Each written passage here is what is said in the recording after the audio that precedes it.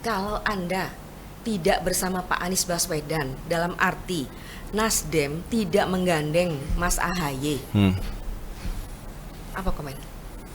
Pertanyaannya sekarang, apa niat dari itu? Apa niat berkoalisi? Dan ingat, nggak ada satupun di antara partai-partai itu yang bisa berdiri sendiri. Betul. Juga pertanyaan yang sama.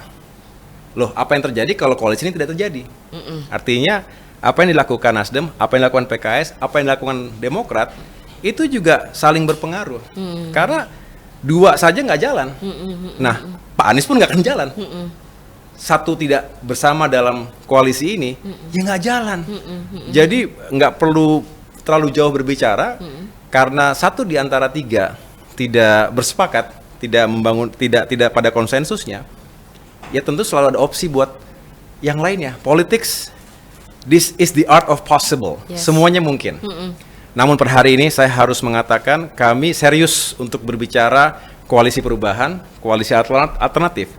Tetapi juga nggak mungkin kami tidak berpikir alternatif yang lain ketika ada satu atau dua elemen yang memaksakan dirinya. Jadi boleh dibilang itu bukan harga mati juga ya. Misalkan nggak ketemu nih Kenapa tuh? koalisinya, Oh, ya nggak ada yang mati di sini.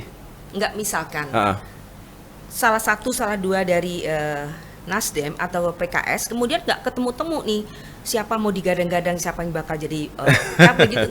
Jadi bisa jadi kan ada ada plan B. Oh ya, kan? selalu ada plan B. Selalu ada plan B, plan C, plan D. Selalu ada.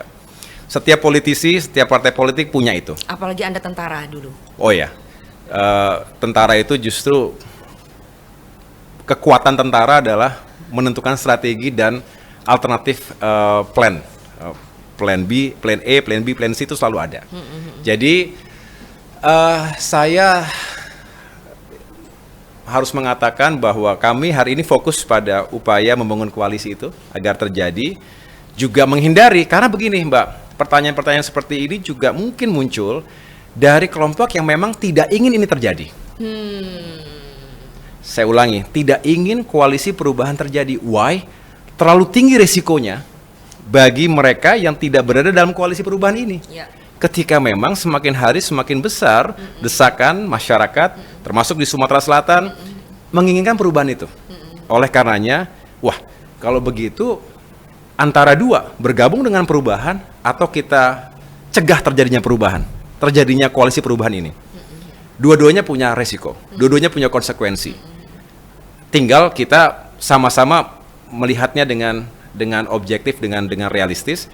Tetapi per hari ini saya rasa kita bertiga ini tetap berharap terjadi koalisi perubahan itu.